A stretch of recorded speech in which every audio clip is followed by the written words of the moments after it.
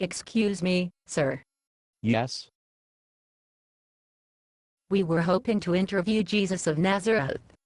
Who are you people? What are you doing here? We're from the press corps. We were hoping to have a press conference with Jesus of Nazareth. Do you know where we can find him? It depends. What do you want him for? We heard he performed a miracle. Is he available to answer questions about it? Which miracle were you referring to? He apparently restored the sight of a blind beggar. Can you confirm that? Yes. I can confirm that. But Jesus isn't here. He left the city. Well, then, can you answer some questions about a miracle? Okay. Do you know this beggar whose sight was restored? Yes.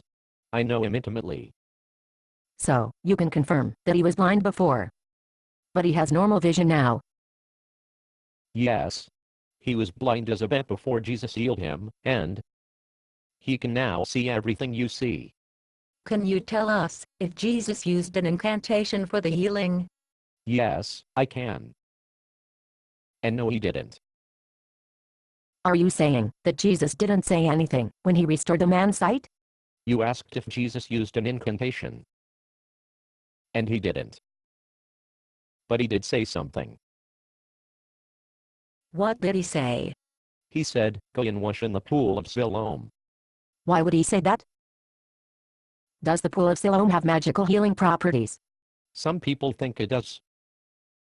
But I'm convinced that Jesus chose the pool of Siloam because it was merely the closest source of water.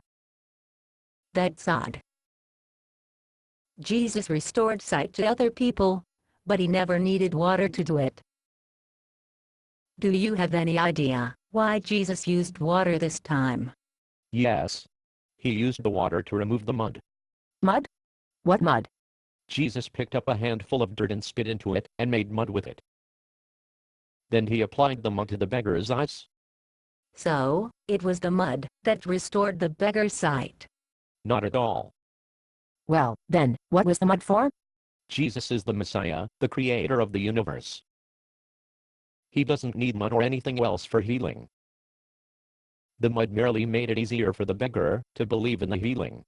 Do you have any idea why Jesus would use mud in one healing, and no mud for another healing?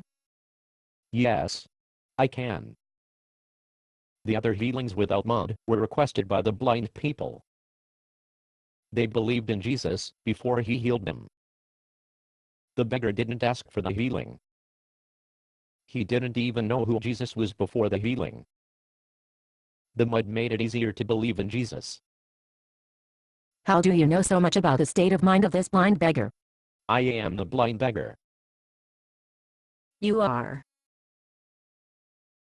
Yes. Well, I was. Now that I can see, I can do productive work. I no longer have to beg for a living. Why do you think Jesus chose you to heal? Actually, it was his disciples who chose me.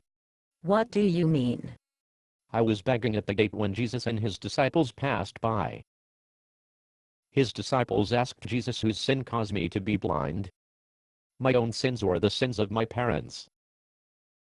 My money is on the parents. On the other hand, people usually get sick or injured as punishment for their own sins. Which was it for you? Were you born blind? Yes. I was. You see, I was right. It was the sins of the parents. Actually, Jesus said that it was not sin at all that caused my blindness. Of course it was sin. What else could it be? Jesus said that I was born blind, so that God's power might be displayed in me. Wait a minute. You make it sound like you were born blind, so that after 20 or 30 years of blindness, Jesus could come along and heal you? That's the way I see it. That doesn't sound fair. What sounds fair to you is not necessarily fair for the creator of the universe.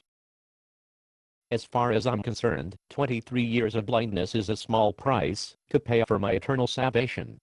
So, you are now a disciple of Jesus. That's right. What do the Jewish leaders say about that? They kicked me out of the synagogue. That's an odd reaction. Half of them claim that the miracle was a fake, that I'm not the beggar who was healed. The other half claim that any miracles done by Jesus are done by the power of the devil. Why would the Jewish leaders blame the devil? They said that if Jesus was really the Messiah, he wouldn't have healed me on the Sabbath. So, they deny that Jesus is the Messiah. That's right. This is not the first time Jesus has healed people on the Sabbath. It appears that Jesus is going out of his way to heal people on the Sabbath. How do you explain that? Well, it appears to me that the Jewish leaders no longer worship the Lord. They seem to worship the Sabbath. But it was the Creator himself who set aside the Sabbath as a rest period for man as a symbol of our rest in the Creator. And, since Jesus is the Creator, he is our rest. The Sabbath is no longer a day of the week. It's a person. And the person is Jesus. Based on a play by Bob Snook. Conditions for use: do not sell any part of this script, even if you rewrite it. Pay no royalties, even if you make money from performances.